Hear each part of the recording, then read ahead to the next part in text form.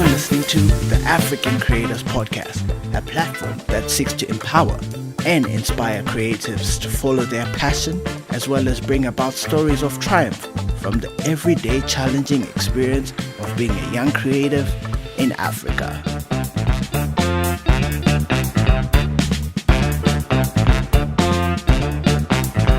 For this episode, we're going to be talking about multi-instrumentalism and the state of live looping in Africa with a special guest. Well, my name is Tabiso Valentine Dube, some call me Tabi K, and this is the African Creators Podcast.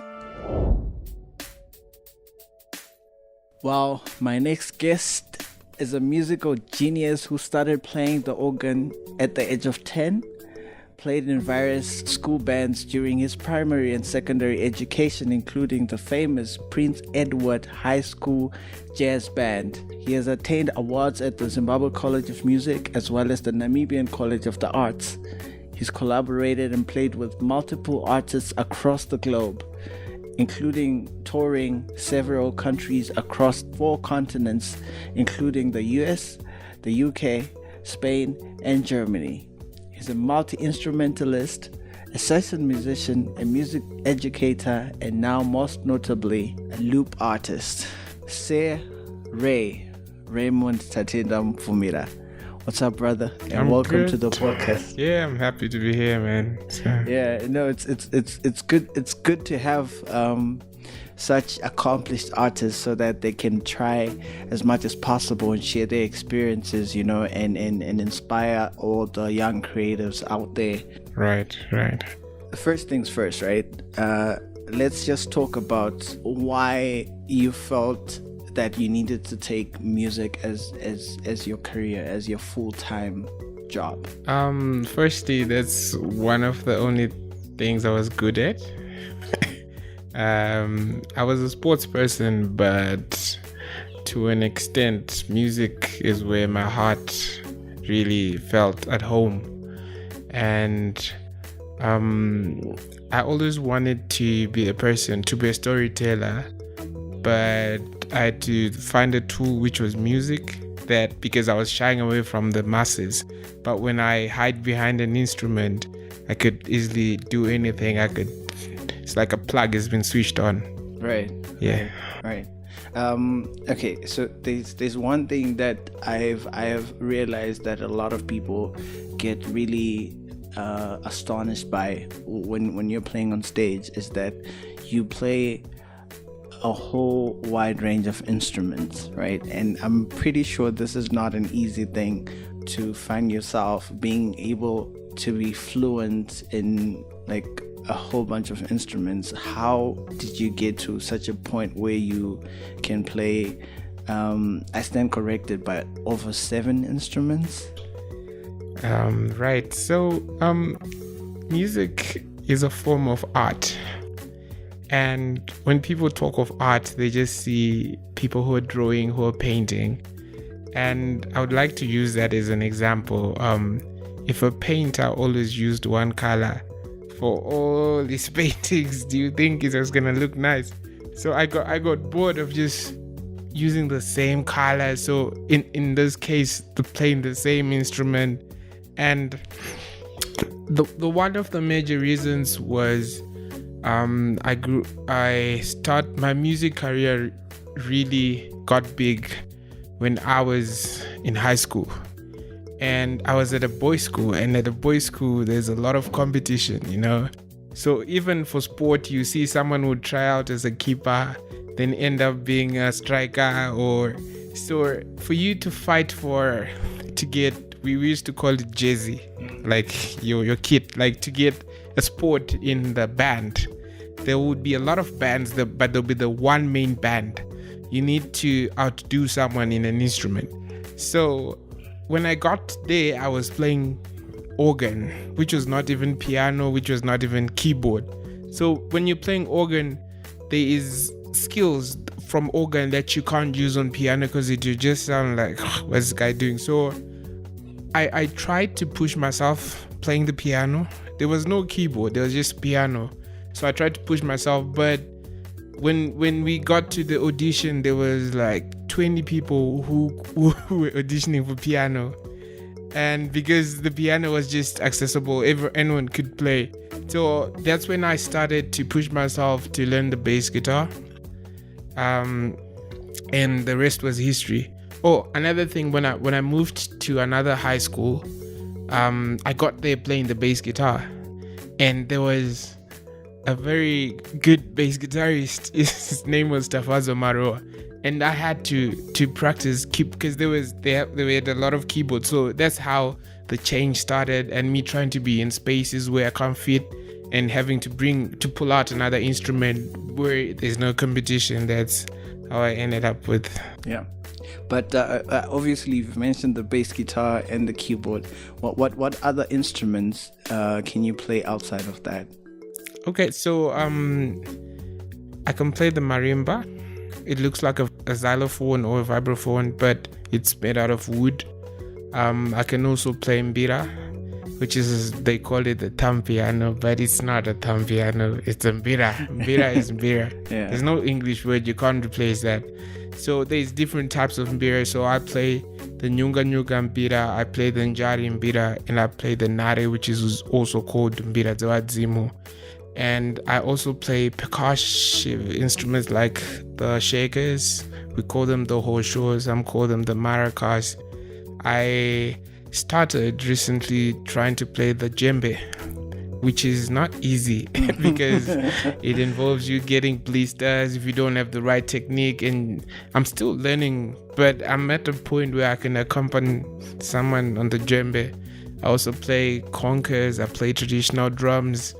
I also play hands, body percussion. Right. Yeah, it's a whole art. If you don't know what to hit, you end up hitting your eye or something. Yeah. So it's a skill.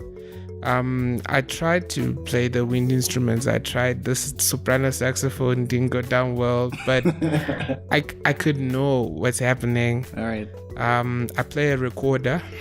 Okay. A Gary Klein recorder. It's some would just say it's a pipe, but it's actually got notes, and and another instrument that I'm still struggling with is a voice. I'm learning to sing, and I heard a couple of days ago that the voice is probably one of the most complicated instruments there is. So I can imagine, the difficulties that come with that, because I'm not really like a really good instrumentalist when it comes to my voice as well. But it's quite interesting because there's one huge aspect that you've really taken advantage of you being able to be a multi-instrumentalist, right? Which brings us to the main subject of today's episode, live looping. You are now a loop artist, and that is practically your main solo act, right? And can you please just explain to us what live looping or what a loop artist does? Because I'm sure this is something that is not common on this continent, and there are not a lot of artists that actually do this kind of style of music. Okay, so looping, just the definition of looping is repeating a certain part or repeating a certain thing. You're looping.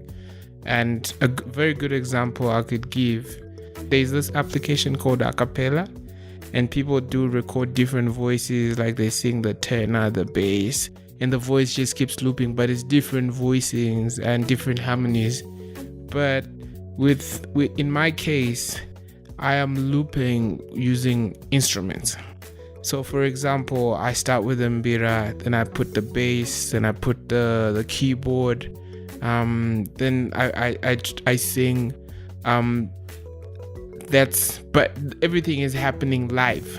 And I've done other concert with some rappers, and I'll literally be making the beat on stage, and they call it beat making, live beat making, but it's still live looping, where maybe I'll throw in 8 bars of the beat and then I put a melody. So that's live looping for me, where I am really programming every sound that you hear is live on stage. Nothing is pre-recorded. Right. So all these instruments, you bring them on stage and then you start playing them one by one. I'm assuming that you also use your voice as well as an instrument during these performances. Yes. I wish I could beatbox, then I'll be like, but I should actually learn how to beatbox. That should be another tool. So I literally bring everything on stage with me, and for now I'm using a Boss RSC 30.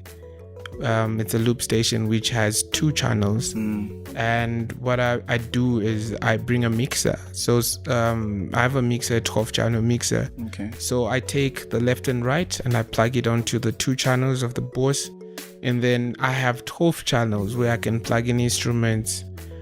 Before, when I started, I was using a Digitech which had 1 channel. So what I had to do, I couldn't afford to buy a mixer, so I would play the Mupfumira. Right. Then once the loop is going, I find it a dance kind to remove the jack. Then I plug in another instrument and I play it. Then I remove the jack. But I actually figured that I could actually put everything on the mixer and just not worry about taking things off, and you get that sound. Right.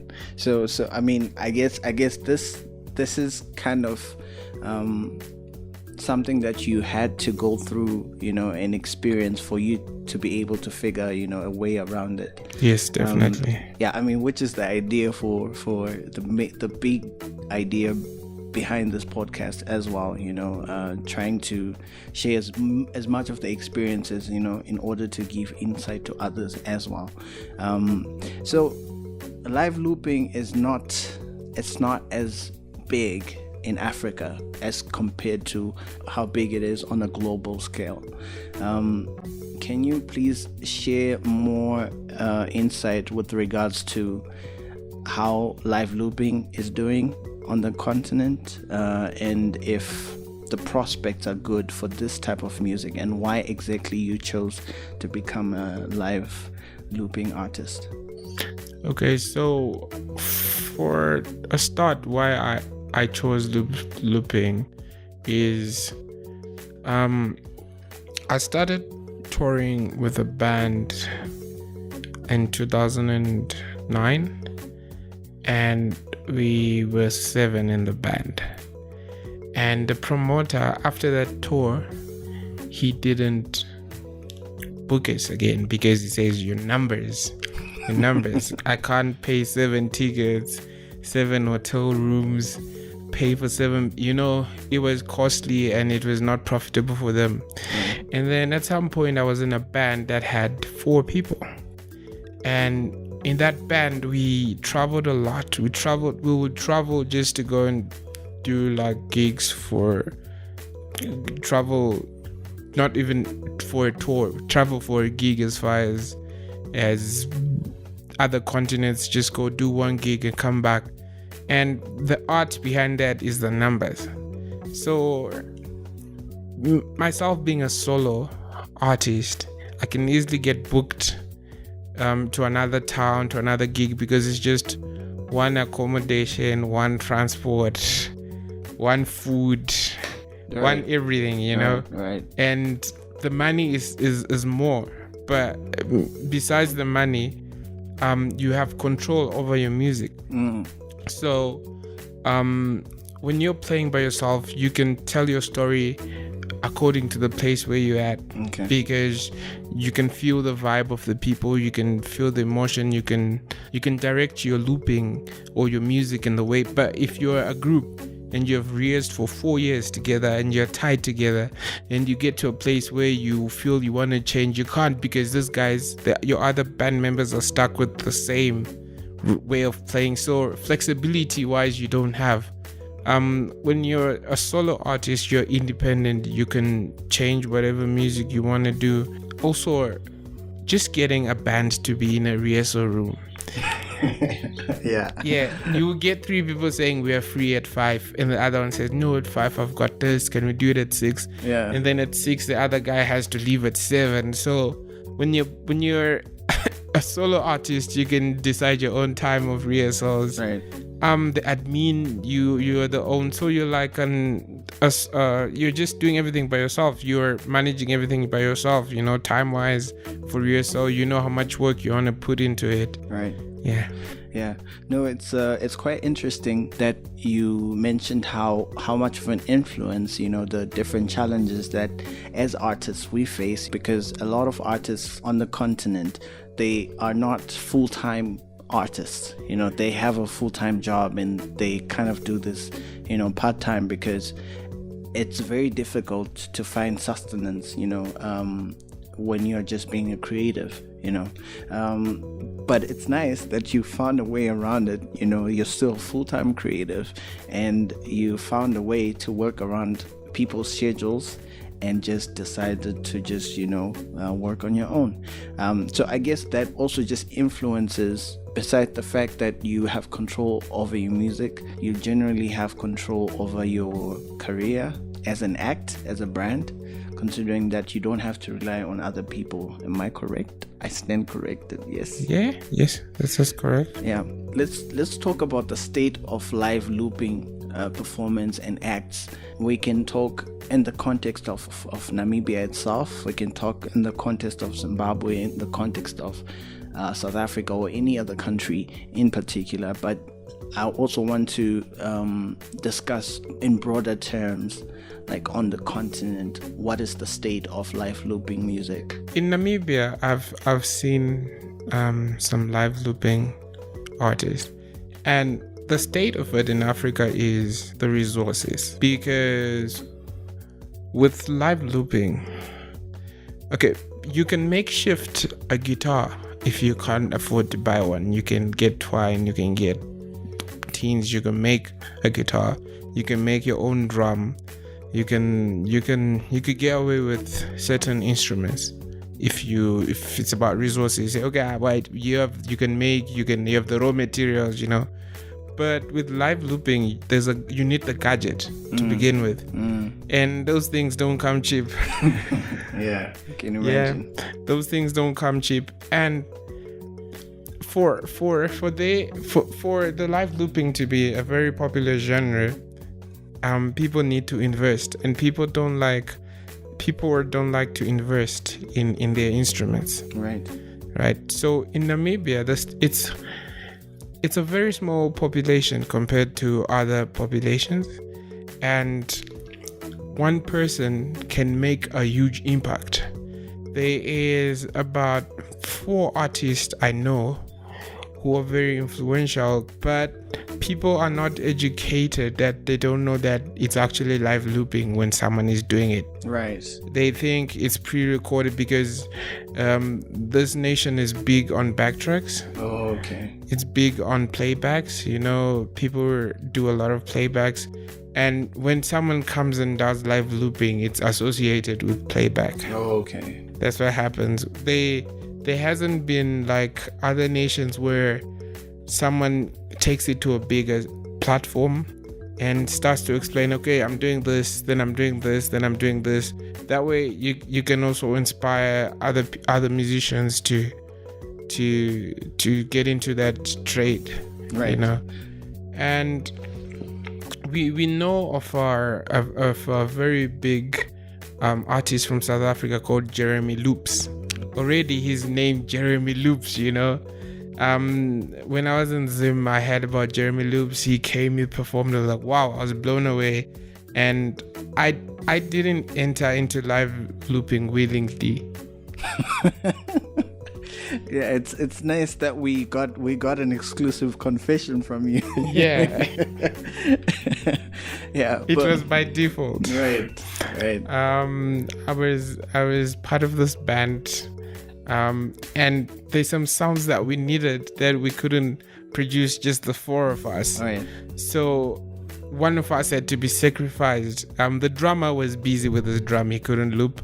After that, the guitarist was so busy with a lot of melodies and what he had to take care of. So it was my responsibility to do the looping, because I was playing a melody instrument where I had to stick to one melody type of thing.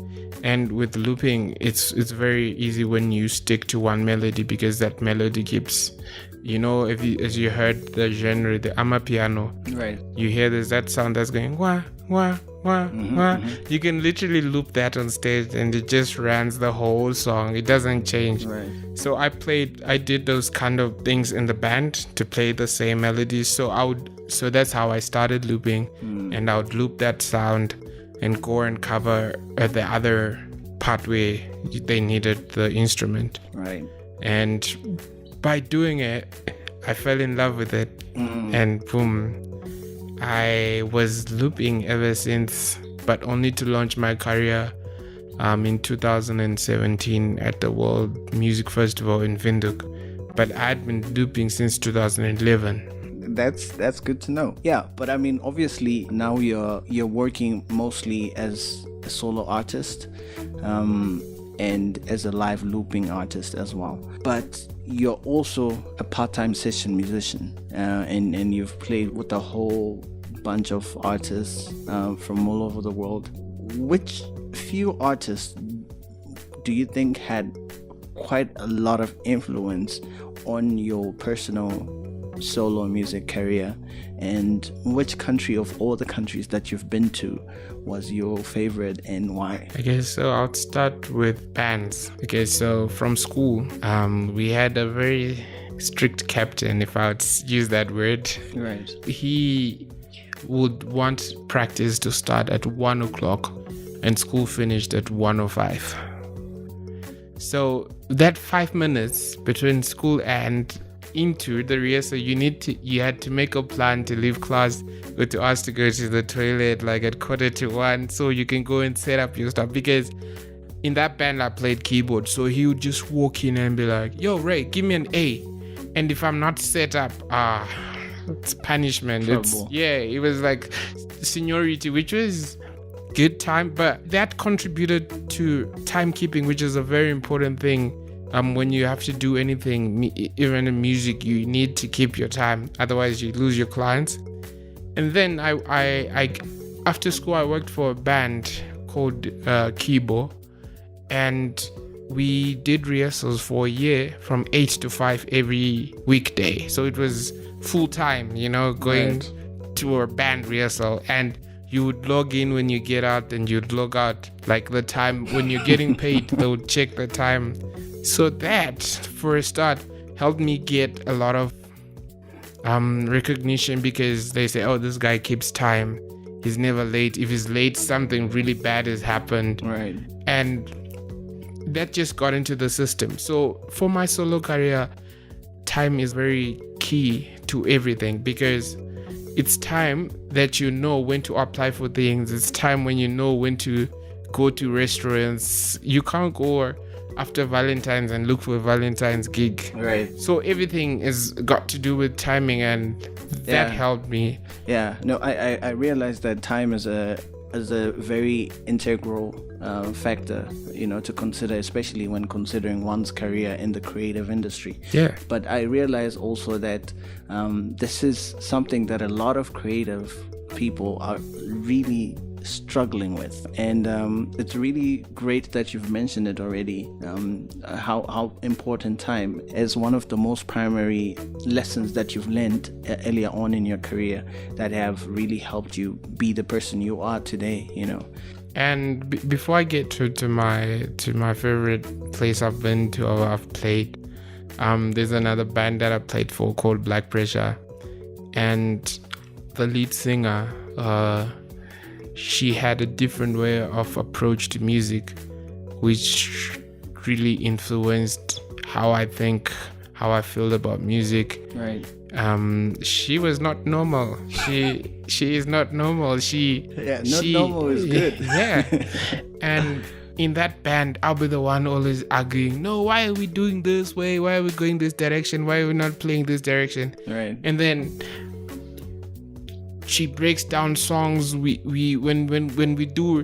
we know we are creating a song, we know at least we're gonna spend 3 days on that song. By 3 days, I'm talking 10 until 3 o'clock of rehearsals. Yeah. So 5 hours, 4 hours of rehearsals. Yeah, that's so intense. that's 12 hours per song. This is just creating. This is not putting it together. It's just having it rough. And maybe after those 3 days, she would say, no, this is not it. Let's start again, And that taught me not to rush, People just want to, I've got lyrics. Let me just go to a studio, boom, boom, boom, boom, boom, boom, boom. And then you bring the song to a band plays it really nice. You're like, wow, I wish I'd recorded that version, because people are rushing into finishing a product. And I always take my time. Like, I've been working on my music for 3 years now. I haven't had one complete song that I would perform, where I have half songs, but because I'm not satisfied with how they're coming out. And also the other important thing that I learned from that band is to pick an audience. Right. So I can't be in a cooking school and be learning how to make pork to go and work in a Muslim country. Right. Because no one is gonna buy the pork. No one is gonna. Yeah. And I can't start making reggae music to go and perform it at a yoga festival, whatever, like, it's just examples. Like, when you're an artist, you must pick your audience first. Right. That's an important thing that I learned from that band, that you need to pick your audience, because you can't make everyone happy. You can't make music for everyone. So I have picked my audience, and I'm working on music towards that audience, which doesn't make sense to my colleagues, because they're like, this is not working. You must put this, you must put strings, you must put what. But, I know what. I want my sound to be organic. I want my sound to just be like, Yeah. So by that, you also have to research on other people who are doing the same kind of thing. Right. But don't copy. Just listen and, gather inspiration. Compare. Yeah. Mm. And the best country I've been to was Turkey. I worked in Turkey. Okay, I didn't expect that. Yeah. But that's... Oh, of course, the kebab awesome. was nice. And yeah, so in Turkey, it was more of a musical experience. Though I was there for 6 months, there was the place where we stayed had 200 people who did different form of art, and some did sport. There were acrobats, but everyone had their own form of art. Right. Which some of the things I saw for the first time, So there, I learned that in this world, everyone has their own space. Right. Yeah. You can't compete with another person, because that person has their own style. You have your own style. And in those 200 people that we performed at different hotels, and each group had about 15 to 16 people. And every time we'd go to the same hotels, and they didn't get bored, because it was, meaning everyone was playing their own different parts. So it means in this world, there's no rush to be felt intimidated about someone's art or what. If you just find your space, right, you will. Because I was maybe number one of 199 people, but I had my own art that made me to be in that place. If it was not there, there was gonna be a void. Like, there's gonna be a gap. If someone gets sick, we would see groups struggling, like, so who's gonna ride the bicycle? Who's gonna be the contortionist? Because I can't be a contortionist. Like, and if my keyboard is not there, no one is gonna play keyboard, because then people need to do their magic and whatever stuff they need to do. So just by that, Turkey taught me that, it's only time, but everyone has got their own sport in the game, Right. Cool, man. Thank you so much. But just one last question, right? Before we conclude, I just wanted to ask you, considering the fact that more and more parents are becoming open to their children taking up careers in the creative industry, what advice do you have for the young creatives whose parents still shun the creative industry? First, don't rebel. Find out what they want you to do, and I'd say just pick your whatever creative industry thing as a side hustle, and do it so well that they are even gonna be like, wow, because at one point in a setting where they didn't want me to do music, and when it got to birthday parties, they'll be like, so who's gonna be our DJ now? So can you be? Already they didn't know that me being the DJ, it's also a part of music, because DJing is a profession, Yeah. And that you'd be like, oh, so you want me to be the DJ, but you don't want me to do music, type of things. Like just do what they want you to do, because you're under their roof, or you're respecting them, because the Bible says honor your father and mother so that your days may be. Yeah. But also do your side hustle, and the light will shine where they'll be like, oh, okay. Yeah. Another thing that you didn't know is, when I was at Churchill Boys, I got a hockey scholarship to go to study at Prince Edward, and my dad had to buy me another uniform, because I hadn't even finished my O levels. I just went when I was in Form 4, which is the year I'm supposed to write, and it didn't make sense to them. Right. Why are you changing? Because I was gonna change subjects. I was gonna, why are you changing schools at the last year? I'm like, in my head, I'm like, I'm not good in school, you know that, right? So let me just take this, and he was like, okay. And I was in hockey for a term, then I ran away and I went to music. Right.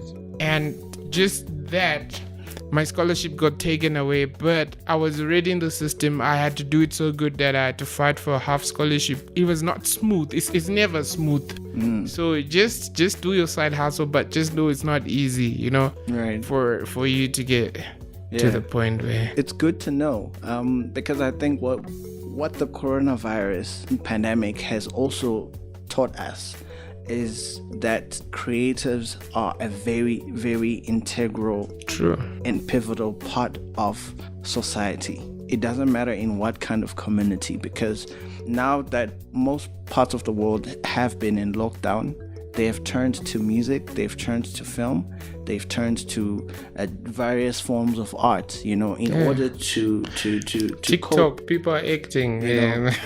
Like everybody is a creative now, because of social media, So it's really good to know. And I think a lot of people, because of these experiences, they're going to become even more open-minded about, what the creative sector has to contribute to society.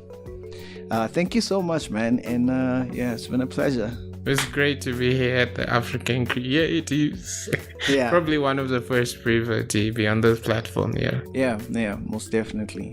And it's always amazing to have people who have vast experience and people who have a lot of ideas to share. That's what we are trying to promote. Yeah. So you heard it from Sir Ray. He said that time is an extremely important factor that you have to respect and uphold, especially if you're a creative, and that you also need to be open, to new ideas. You need to look for your space, because your space exists. Everybody has a contribution to make in today's creative society. So don't be intimidated by some other artist's work. Just focus on your own, and eventually you're gonna get your piece of the cake. All right. So Thabiso Dube, your host for the African Creators Podcast, out. Thank you for tuning into the African Creators Podcast. We'll check you out on the flip side.